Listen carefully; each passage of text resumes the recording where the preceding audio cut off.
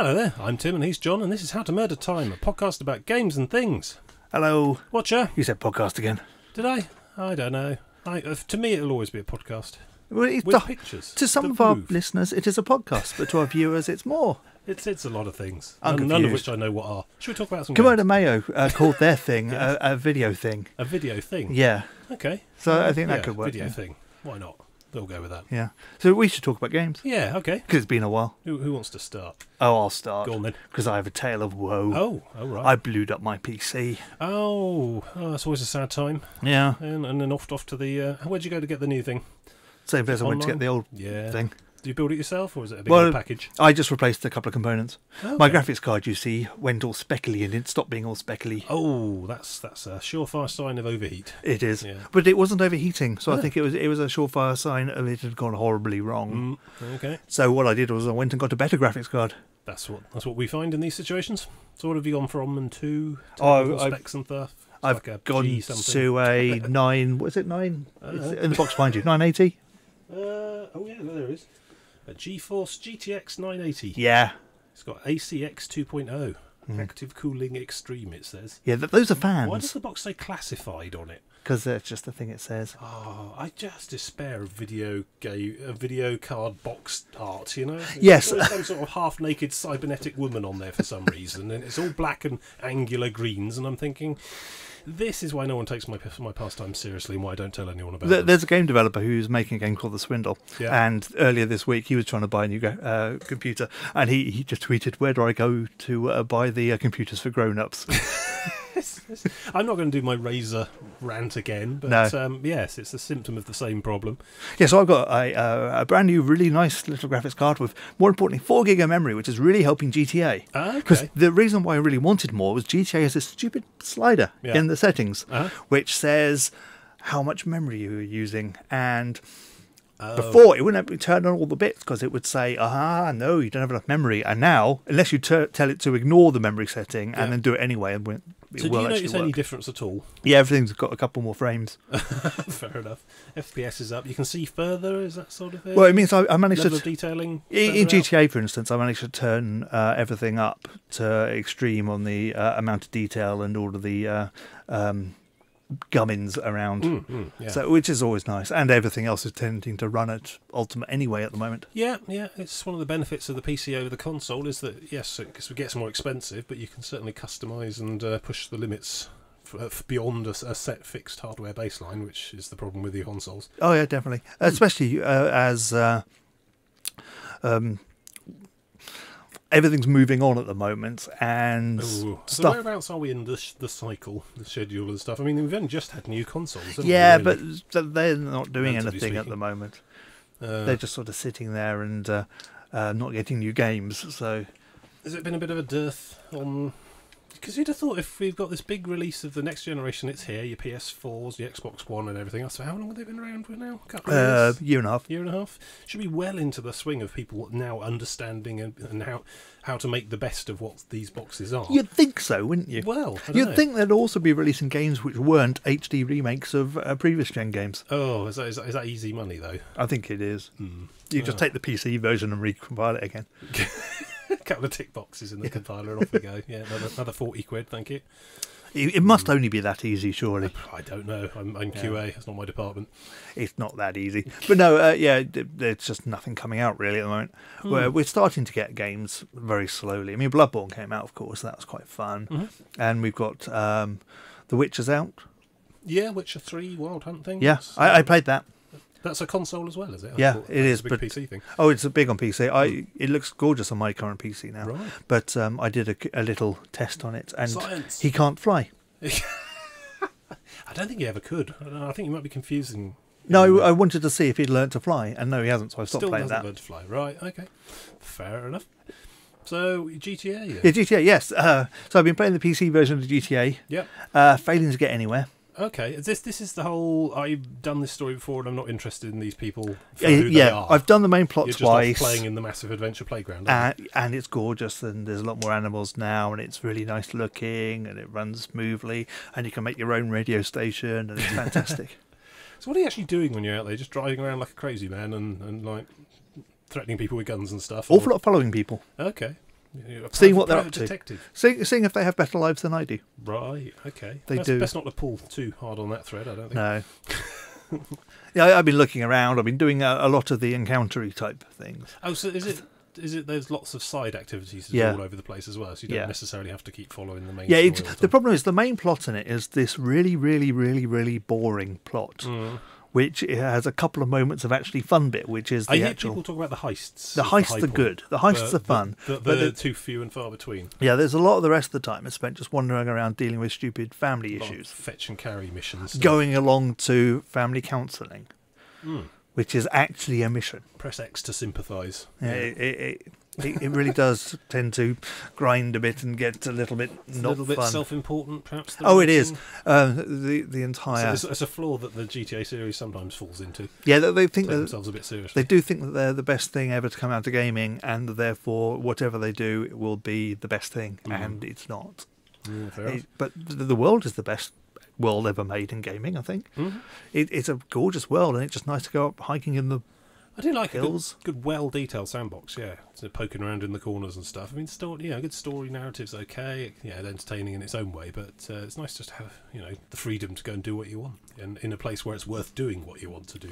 Yeah, and of course there's also GTA Online, which has the heists again. They've got heists in that, which are quite fun. Haven't done any of them yet. I really should get around to trying. Have you gone online with this much at all? Or? No. Fair enough. I don't like people. It's just a public service announcement. Yeah.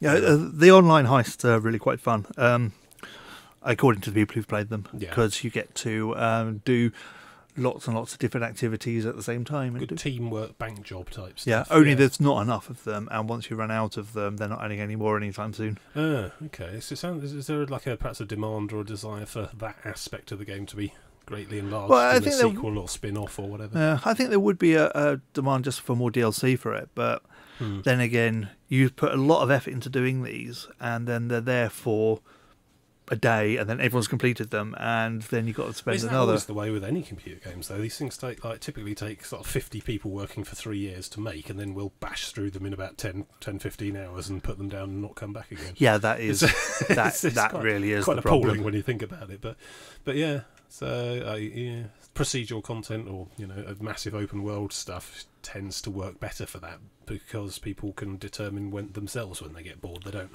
reach the end of a railroad and then that's that. Yeah. The problem with that, of course, is procedural content always feels procedural. Yeah. It's something no one's really cracked yet. And even if it is seamlessly procedural, the idea that this box has no edges tends to be quite off-putting after a while, I think. Yeah. Be interesting to see what I think No Man's Sky's doing it a lot like that. It is. So when that happens, we'll see. I'm still suspicious of that game. It's all gone a bit quiet, hasn't it? I've been looking forward to it. Well, Sony are now treating it as a console, a Sony first-party exclusive. That's what's annoyed me about it all. Is I turn around, I thought, well, how's No Man's Sky doing? And I sort of have a little browse around, and suddenly it's turned into like Flow or Ico or Shadow of the Colossus or whatever. Sony have just sort of stomped in with their massive wallet and thought, yeah, we'll have that. And now, it's almost a nothing on the PC. Presumably there will be a PC version. Oh yeah, no, the PC version's still coming. Yeah, but now it's this big special Sony Art House exclusive type thing. Well, the problem is it's turned me off a bit. Because Sony desperately need games to plug Christmas with, because they don't have a lot coming out. None of the first-party stuff. Sony have brought on board the timescales and schedules and commitments are all a bit stricter now, so I imagine, I don't know what it was going to be. It's meant to be out at the end of the year, apparently. Yeah, they've still not said what the gameplay actually is. I'm worried that pressure from a big publisher to get a Christmas release or whatever will make them cut corners or stuff. I was of the impression that No Man's Sky was very much a when it's ready type thing, but it looked encouraging. But then now what's going to happen with it when it's just going to turn up on PlayStation Network as part of the fair? I don't know. It'll come out. People will say, "Hang on, this isn't what we thought it would be," and then a lot of people will be disappointed. There is that as well. I'm still not entirely sure what it actually is. No, it's because they haven't said. There were spaceships. There's exploration. There was dinosaurs. There was awesome soundtrack. A lot of flying around and cubes of energy. But that does not a game make. Well, no, it made a great demo anyway. Yeah. I have hope that it'll be good, but. I probably will get it on PC instead of PlayStation because, well, the PlayStation is not as good as the PC. Well, the PC's always getting better and the PlayStation moves in steps. Yeah. It's always the way. And is it going to move for another 5, 6, 7 years? You're thinking like we're talking console decades now rather than the sort of. Well, the last one lasted a long time. And yeah, it's going to be 7 or 8 years, really. And before the PC ports are unshackled from the current console generation. Yeah, and whether or not there'll be another generation of consoles is a whole different matter. I suppose it'll just be smartphones and Candy Crush in the 2025. Yeah, it will. Yeah, there we go. Flinging birds, making them angry. I'm going to talk about something. Go on then. I'm going to talk about Rift, where I'm still playing. I'm finding I'm playing a lot of that. Well, obviously we've got the Static Friday group thing going on, and that's still ticking along. We're getting there. We're moving up the levels. There seems to be a massive spate of interior decorating enthusiasm all of a sudden. The Guild Dimension, where you get to place furniture that you get from like occasional random loot, and also from the minion missions. And with a relatively usable 3D position editor and scaling and rotatey tool, it's suddenly become quite a place of artistic expression amongst our guild, which is quite interesting. So I went ahead and bought another rank of.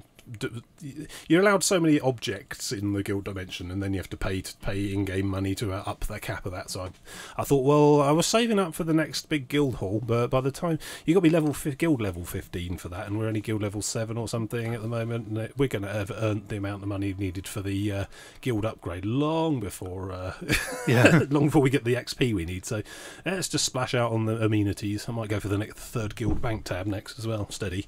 That's 1,500 platinum. That's a crazy amount of money, but it's a lot. It is. It's a lot. I think I've got a level 50 character who's got about 120 platinum in pocket at the moment. So crazy stretch goals, and it's yet again, I think, an example of guild functionality designed for guilds of like 100 people or 200 people all regularly plugging away all week, and there's only like 7 or 8 of us regulars at the moment who do once a week. So yet again shafted on the guild goals and guild activities. There are guild quests in there that you can all contribute towards, and you typically like kill 1,000 rift creatures, that sort of thing. They take a while to do, chipping away at, but we get there. Yeah, so I've been playing a bit of solo in there. I've switched across from my mage back to my original warrior, but there's I've talked a lot about the different warrior spins on the classic tank Trinity roles. Having a lot of fun with that. Doing a lot with the Beastmaster, which is a sort of pet-based buff support class, and that seems to be working quite well in the raids. I've been raiding. Wow. Yeah, it is sort of raiding. It's the instant adventure thing they have there, which essentially is you can join a queue, it will throw you together in a random pickup raid, and then it will just keep putting kill 10 rats quests in front of you until you go stark, staring, blind and insane. And it's up to you to decide when to leave the group and say that, no, thank you, I've had enough.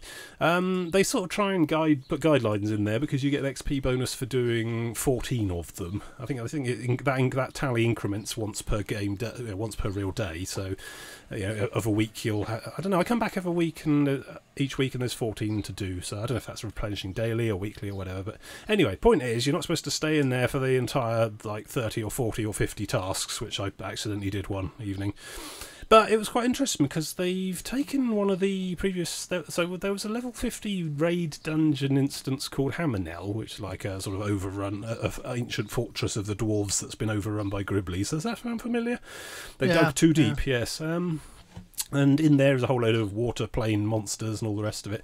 And it was designed for like 20 players or 10 players who are level 50. And of course, this is in a game where the level cap is level 65. So you'll basically hit 50 and just keep on going straight through. And so no one ever used this thing at least since the Storm Legion expansion increased level 50 to 60. So they basically took it all apart and have repurposed it and turned it into a specific destination for this instant adventuring, and they've done quite a good job there. They've essentially structured it like I imagined the raid was to begin with, which is you go in and you work through a number of different very big halls, and in each hall they'll give you 3 or 4 different tasks to do. Usually there'll be a kill 20 of these monsters and 5 of these monsters in this giant room, and they'll keep respawning, and everyone's running around like blue-ass flies just doing DPS like crazy. Occasional well-meaning tank in there who's having no luck at all with the taunting. Then usually there'll be collect 20 of these sparkly things from around this big room whilst the monsters are still respawning, and then usually there'll be a boss type wave as well. And some of the bosses are actually quite interesting. They are sort of almost dungeon boss grade stuff. They've got their dance moves, they've got the special templates on the floor that you're supposed to stand in or not stand in, they've got the debuffs you're supposed to be careful of, that sort of thing. Some of them will throw you around. It's not all just very large elite type normal monsters that just stand there and have a lot of hit points and hit you in the face now and then. So yeah, there's stuff to learn in there. I mean, the margin of error is pretty flexible though. I think it's a 10-man dungeon that's letting 20 people in a team in to have a go, and it does seem to scale quite well as well. Because it's a sort of drop-in, drop-out type of experience, people will just turn up and then disappear without saying hello or anything, because it's just a sort of random queue type activity. But it seems to... it scales reasonably well. I mean, you know, at some points in this excursion, you could find yourself in a, with eight players there. Sometimes, just short of 20, and it seems to manage to adapt fairly well. And it seems to pick random paths through this massive raid instance as well. I never went in there for the actual raid, so I don't know what it was like before. But there's a lot of different avenues, different series of rooms it will send you to do, and there'll be a little whirly teleporter thing at the entrance, so that whoever, late joiners can jump through it and get dropped straight into the room. It's a very streamlined process, and it works very well. Every so many of these tasks you complete, you'll get a box of loot appear in your little collect inventory there. And there's some really good, decent gear coming out there as well. We're finding also a lot of us we were getting server firsts for opening these boxes as well. The first person to loot that particular item does a little broadcast. And, there seems to be quite a lot of brand new items available to be had in there, and on a level per level basis. So they does seem to be quite powerful stuff. So it's in the instant adventure UI window there as a sort of featured Hammerell instant adventure, and you can just click on there and drop straight in, and it is the ultimate in no commitment, sort of working alone together type MMO gameplay. Sort of 20 of you all wailing away. It's relatively simple tasks. You don't need insane amounts of raid coordination and team speak and practice and all the rest of it. You just drop in mostly as DPS. It helps if you have roughly one person doing some healing per group, and I was doing quite well with that because the warrior's healer soul is a very raid centric thing. It's all about massive 10-player raid heals rather than direct healing. So just running around waving waving the sword about and healing people in proximity seems to work much better than trying to sort of pick people one at a time to heal in a frenzied 20-man zerg like that. Oh, don't believe that. It is. Yeah, it's a good way to help. That or support class, occasional support class, can greatly force multiply the DPS running around in there. Mostly it is just going to be the little red sword DPS people. So, and then occasionally when the boss wave turns up, you might want to have someone drop to a tank, but doesn't seem essential. You can just... We were doing quite a bit of cycling the DPS tanks, is what you do in a raid when you've got no tank, is you just keep working through DPSs, and if you've got enough DPSs and they've got enough mitigation and hit points, you can get to a point where they are running back from the respawn faster than the monsters regenerating, and then you'll win. That's just like cheating. It's very, very sloppy, and I wouldn't recommend it, but that does seem to work and get the job done. I've seen it fall apart. There's a couple of waves in there. There's a particular wave at the very back at a sort of underground lake with this giant sea monster thing that has a lot of sort of don't stand here and move out of the way of this thing type stuff going on, and it's fairly coordinated needed there, so that can make the whole thing fall apart in despondency. On the whole though, very good. There's probably a bit of video of it running at the moment. I did capture some of one of my forays in there. So that's quite good. I recommend having a look, even if you're not really into pickup groups or not really into group stuff or dungeons. Just it's a zone that you would otherwise not get to see. The level design and the architecture and everything inside there is quite interesting and worth having a little wander around. So, and it's just such a no commitment exercise as well, which I think is the way MMOs go these days. So I've been working up my armour smith. I got up to level 300 armour smithing points, which is now not to the top anymore. So I've gotten to the point where I'm able to make armour more powerful than I'm personally allowed to wear. Most of this was off the back of the wardrobe system, though. I just wanted to unlock all the appearances for the bits of armour, so I thought, well, I'll just make one of each then, which seems to work. But I'm trying to make some stuff for the guild as well, drop it in the guild bank. Hopefully people are finding useful items as they come through the levels, but you just crack on through and get so much decent gear given out as part of the rations if you're just following any kind of story questing through that game, that I don't think the armour smithing trade skill things can be useful until basically I hit the level cap, and then you're starting to hit the vast collections of very rare ingredients and recipes that have 20-hour cooldowns and stuff like that. You're slowly making one-off very powerful items for individual people. But yeah, it'd be useful to be able to dish some of that out if we get to the top end. I think enthusiasm's relatively high in the group now. I'm hoping that we'll get to see some of the Storm Legion stuff in the level 50, as I've said before. But just quite good. Last week I made a whole load of special lures for rifts that you get given from dailies and from making little crafting things and all the rest of it, which call out special types of rift into the world, which are interesting and novel. Can hand out some quite good rewards and things. But yeah, still finding stuff to do. It's good times. I'm got enjoying it. I've decided to take the warrior through the Kingdom of Peldane rather than Cape Jewel. Storm Legion has 2 parallel continents, so with a series of zones running through them and a story running through each. And one of them's really boring and is mostly just about ruins and brambles, and the other one is about a massive sort of Storm Legion invasion and lightning, and then a whole set of zones based on undead bones and body parts and things, and then a massive gateway to the various planes of existence at the far end. Whereas the other one culminates in an enchanted magical forest full of satyrs drinking wine a lot. So you pick. I picked the interesting one again. So if you when you reach pro tip there, when you get to Rift and in your Rift and you'll get to level 50, pick the Kingdom of Peldane. Don't pick Cape Jewel. Pop to Cape Jewel for a holiday. That's my advice. Nice place to visit. Anyway, there you go. So why don't you talk for a bit? I'm going to talk about another game I've been playing. Bear with me on this one. It's called Warhammer 40,000 Regicide. Okay. Sounds like a ghastly Games Workshop spin-off attempt. Again, it is. They do this every so often. Right. I don't think anyone at Games Workshop understands computer games because they keep putting their name on a lot of stinkers. Imagine, they're just basically saying yes to anyone. Imagine you've got a strategy game which is played on a grid. Okay. Black pieces and white pieces. Yeah. Seriously? Do you remember Battle Chess? I was just about to say Warhammer 40k Battle Chess. Yes. Now, this game has 2 modes. One is the classic mode, which is just normal chess. But with Warhammer-type people. Iconic heroes from the Warhammer 40k universe. Yeah. Like the Emperor and that bloke with the peaked cap and the long trench coat. And Kane... Abaddon? I don't know. I'm just calling out random names now. You are, yeah. No, I'm having trouble thinking of any iconic pieces. The Marines are just the different types of Marines, and the Orcs are just various types of Orcs. Yes. See, that's the big difference. Fire Warrior, you remember that? Yeah. I remember the way they treat Space Marines is that the end of Act 1 boss is a single tactical Space Marine, and yet now here we are with Space Marines as pawns in chess. Yeah.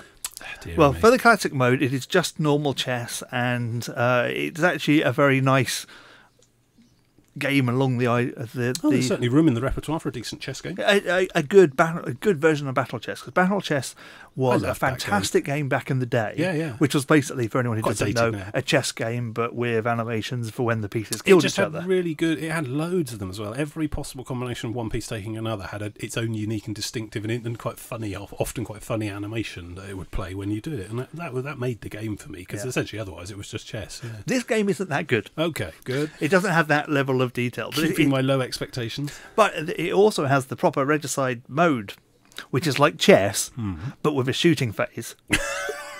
Oh, God. Ranged combat chess. Yeah. Wow. Okay. How does that work? It's like normal chess, where you move a piece. Yeah. And if you take using one of the standard chess take a piece move, it's an automatic instant kill. Okay. And then you get, after you've done your movement, you get a bunch of action points that you can use for snap firing and various other abilities, throwing grenades. That kind of thing. So if your piece doesn't take another piece, it still has like a 40% chance of just walloping something on the other end of the board. Well, wow. The games I've played so far... How does that work for balance? Well, it's actually quite interesting. The games I've played so far haven't been won through checkmate. They've all been won through plinking away at the king throughout the match. Yeah, why wouldn't you just have all your pieces take pot shots at the king every time? That sounds... Yeah, wow. Can you do anything about being shot at? Can you give your king a force field or something? Yeah, there's abilities to do so. Right. It sounds... Wow. Yeah. It's actually quite interesting. It's an interesting variation. It sounds preposterous on the face of it, but how does it play? Is it actually fun? Is it interesting? I think it is, and I've only played against a computer so far, but I think playing against a person might be very interesting.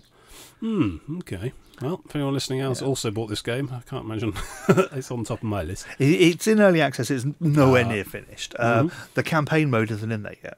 Yeah, the campaign mode adds is going to add XP and leveling. Oh, because that's what chess needs, pieces that level up. It does. Actually, really they do sort of. If you get the pawn to the far end, it levels up to a queen. Yeah. So, yeah. Of your side. Has to be of your side. Oh, that's why I keep losing. Yeah. No, they had to patch chess not too long ago to say of your side.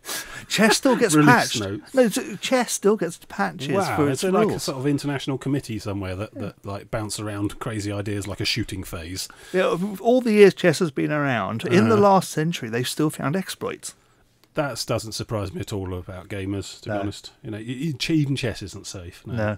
But this is a very interesting game. It's got that look of, oh, look, we're just using the same 3D assets that everyone else uses. It's got that Space Marine from Space Marine, the THQ type game. You know, just that look, that chunky look. Looks like exactly the same model. Yeah. And at the moment, it's somewhere Marines against Orcs, and which is quite fun. And there's only 2 chapters of Marines you could be, but it just can't you even at least paint your own chapter? Not at the moment, but I'm sure you'll be able to at the end. They have priorities at the moment, apparently. But it's just interesting that it's a chess game based on 40k, which is just it's dumb enough to sound. It sounds like the sort of thing you have to see to believe. Yeah. But also the fact that they managed to add this shooting phase and it works. Well, I suppose all tabletop miniature skirmish war games are essentially evolutions from chess. The sort of positional troops taking turns to move. The addition of guns in later periods and so on. But yeah, you can abstract most of this stuff down to its roots in chess. Yeah, originally, or drafts or backgammon. And who's to say that the original designers of chess, if they'd known what an orbital strike was, they would have wanted it in there? Yeah, that's what worries me. This is probably close to the original vision, but the technology wasn't there at the time. Yeah. Oh well. But you know what they say about chess? It's always a game that was destined to be on computer because it works so much better on computer. Yeah. Because you can have orbital strikes. Yeah. Actually, you can on the table as well, but people get really upset. Orbital strike variation. Yeah.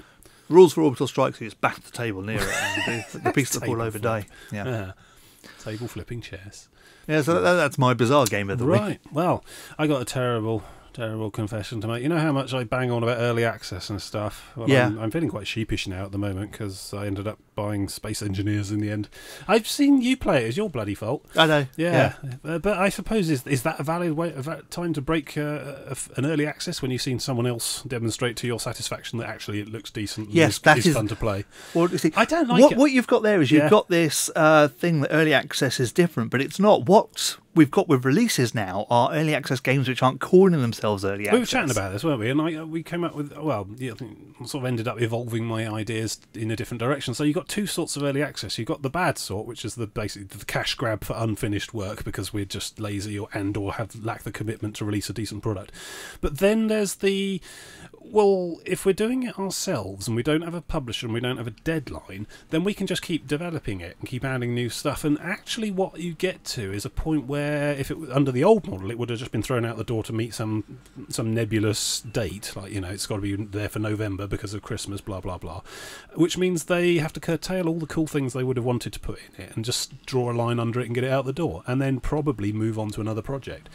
There might be some DLC, there might be mods and fan-made patches and things, but I suppose one way early access can go is an indefinite amount of feature creep, which is not necessarily a bad thing as long as a thing can get... I think the problem is that if you're going to do early access, there still has to be some kind of basic level of playability before you put it in front of the public. Yeah, and I think that most games... Early access is not the same as alpha testing? No, not at all. The ones that work are things like Kerbal and Space Engineers and Minecraft. I will confess I did buy Minecraft somewhere around 0.8 or so. Because they are a good game at that point when you buy into them and you're happy that they're only going to get better. Yeah, but you do have to work from personal recommendations of friends and stuff like that, or just some curator you trust, to take the Steam analogy. Another good one at the moment is Codemasters released Dirt on early access. And what they did there was they gave the basics of a very good rally game and said, what don't you like about it to the community? Where do you want us to go next? Yeah, and the community told them what they don't like, and they're changing stuff, and they're making it just what the community wants. So I suppose it can work, particularly if they are genuinely interested in what the customers want and where they want it to go It's just you have to have a core good game to start with. Yeah. And all the people who just released with something rubbish or the promise that this will be good one day... Or people who know that if they pitched it to an actual publisher, they'd get laughed out of the room. Yeah. All right, well, fine, we'll go to the public then. The public are wide and varied and diverse, and only some of them know a good game when they see it, and others don't, And so it all gets very murky and confused. Anyway, I saw you playing some of this, and I thought, I've got to try that. And it's fantastic. I've really enjoyed it. I've only had it about 3 days. You've had it for 3 days, and how many hours have you played? I don't know. Most of them, it was some really early nights. They were late nights, tinkering away. I don't know. Oh, damn you, Steam! Spilling my secrets. Look at him looking me up.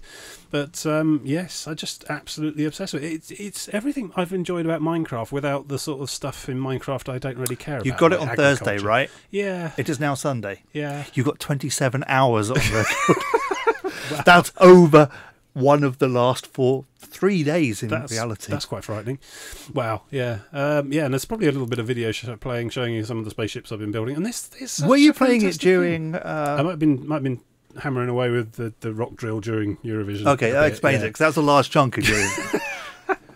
No one can sit there and watch Eurovision, solely. I mean, what were you doing at the same time? You were drinking heavily. Well, quite. There you go. Yeah, it's better than the person who did leave our chat to go chat up one of his neighbours. Yeah. Thought we'd have to do an internet rescue at that point, but there he did go very quiet for a long time. Yeah.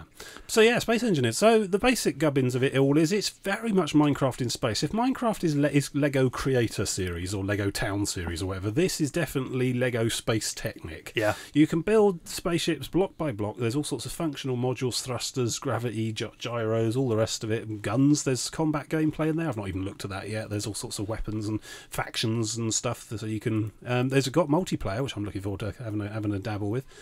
But yeah, just the idea of designing and building spaceships that do stuff and go places. Yeah. I mean, you can design and build a spaceship in Minecraft if you like. It'll just hang there in the sky and not function at all unless you go really mad with mods. But this thing is out of the box already in place in a way that can build some quite astonishingly complex and functional spacecraft and so on. I've been dabbling around with just the basics of rocketry at the moment, but I've seen bits of video and examples where they're like massive docking bays and space-based aircraft carrier types of things, and immense terrifying mining operations with drill bits and all the rest of it. And my mine is fine. So your spaceship is quite brutal in its disregard to the rights of an asteroid. Yeah, you wait till I scale Violated, that up to I think the word is. I scaled that up to the full-size one I want to build. That was the prototype, was it? Oh my god.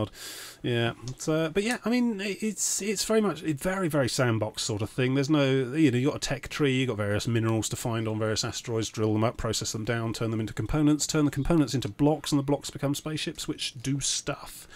There's a few scenario missions in there at the moment. I'm guessing. I don't know if it's. They're very new. Yeah, I don't know if they're aiming to have a kind of story campaign in there or anything. But there's a particular world start that I immediately went for, which was the Lost Astronaut one, which essentially just dumps you in the middle of space above a platform with a bit of wreckage on it, and off you go. You have to try and bootstrap your way up to Star Commander Hemlock, which isn't too hard. It's mainly down to mining. Yeah. You mine up the rocks, you turn them into. The functional abstract of it is quite similar to Minecraft. You hunt down particular resources, process them through a chain, and eventually end up with things that you can build. But just adding the space gameplay of it all, and I love it. It really does tick the box for me. I mean, I was sort of like Elite Dangerous, but there's a lot of just sort of it's if you're not that much into the space combat gameplay, which I'm not really.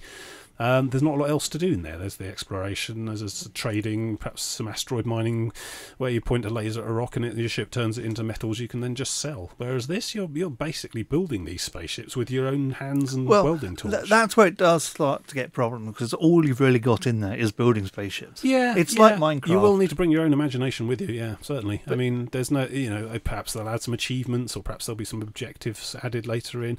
I mean, I was quite pleased to see that it's at version 1 point something or other. That one means a lot to me. Yeah. So it's a playable enough toy, I suppose. Whether it's a compelling game and how long it's going to last me. 27 hours so far. I'm obsessing with the early honeymoon phase, clearly, but I don't know. In terms of longevity, I don't know. I mean, I like the concept. I love to see if this would work well as a sort of, a bit like the Minecraft servers where there's loads of us on there all tinkering away. I don't think it will quite yet. We'll see. It needs a bit more work. It seems to have quite an extensive mod community. They're quite massive, engaged with the Steam side of it all. There's the workshop there. I think they're using it for their multiplayer, are they? The matchmaking Steam now? Yeah. Sort of thing. So, and lots of mods, lots of fan-made worlds and stuff already. And just watching some... You were showing me some YouTube videos of various highly advanced builds. 3D printers. That was amazing. They'd set up basically a massive sort of space-based loom that you sort of just grind up a spaceship in, and then managed to recreate the spaceship out the other side using constructor blocks. It was amazing. And then there was some bloke who had a spaceship with a little sort of tank track thing. Yeah. Sort of a buggy. That has a lot of mods in that one. A lot of mods on it, but I could see, you were saying a lot of the mods end up making it into the game anyway, they move a lot of mods over. There's quite a dynamic interaction with the community there. There's this medieval engineers thing. I haven't got that. I have. It's not as good at the moment, but a lot of people were really upset about it, saying it was going to take all their development effort away, and then they turned around and said, yeah, you're getting planets because of this. Yeah. And then everyone was really happy about it. Yeah, exactly. They use this as a test bed for planetary stuff. So Space Engineers essentially has you in asteroid belt with almost nothing around you. Space platforms you build yourself, you mine the asteroids for the materials, but they're talking about adding planets and stuff as well. I don't know, I just love the Lego of it all, and it's sort of very much a different key to how Minecraft plays out. Minecraft, yeah, you can spend days and days in there building vast, complex things for your own satisfaction or to show others. You know, it is the ultimate Lego set. Why, you know, I can't imagine. I imagine Lego shares must have taken a massive dip since Minecraft's been gotten so big. Oh, they do Lego Minecraft, don't they? Yeah. Oh, well, Lego's doing better than ever at the moment.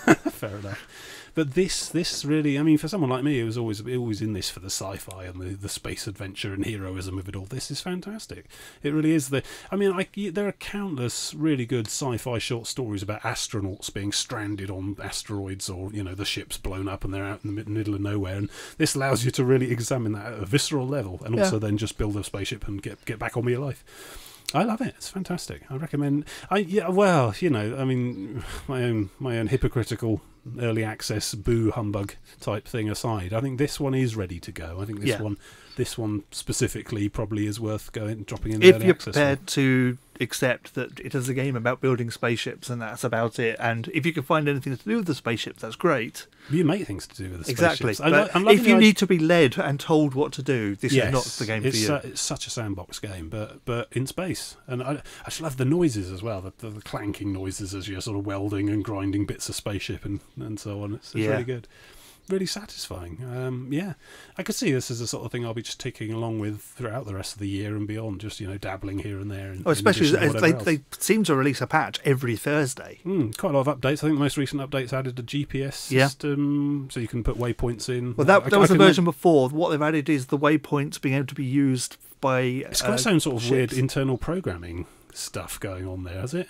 Or is that people talking about the actual game code? No, it just you can make certain blocks process. I don't know. No, what you're probably thinking of, there is a mod which adds internal coding, but also they've just released the source code for the game. Oh, okay, fair enough. Which is interesting because it's not open source, which all the game sites said it was because they don't understand about such things.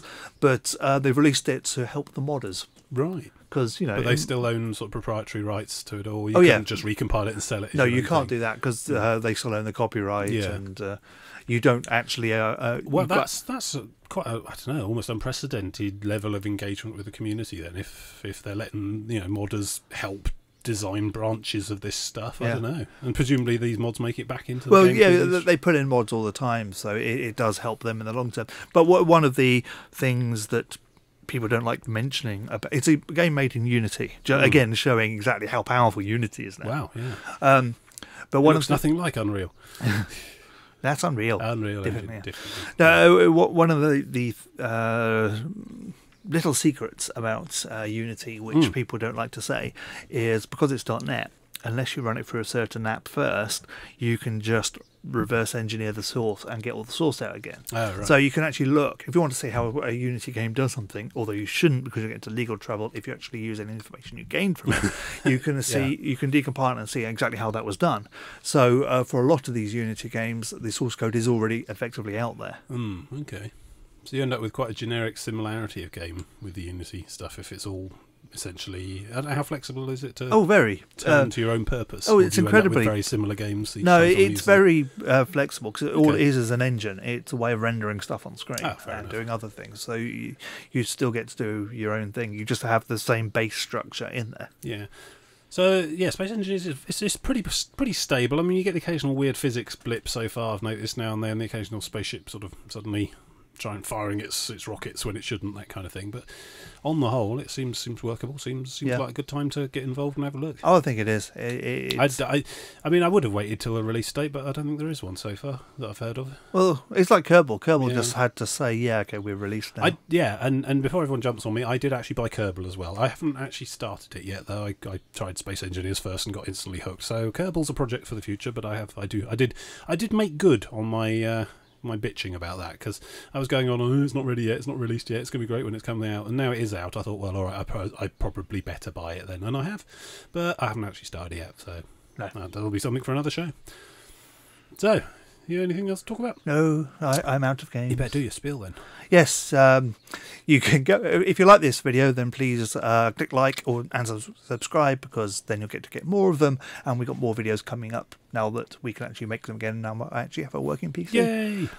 You can also go along to howtomurdertime.com and see lots and lots of old audio shows and the rest of our video shows. Audio shows. Those are podcasts. Yeah, they are podcasts. Okay, yes. good. Yes, there's 6 years, 7 years maybe of podcasts back there. Hundreds of shows. Don't like to think about it. Really. Feel free to go listen. People keep going back and listening to them. I see the listens tick up on them constantly. So with that, we'll see you next time. Goodbye.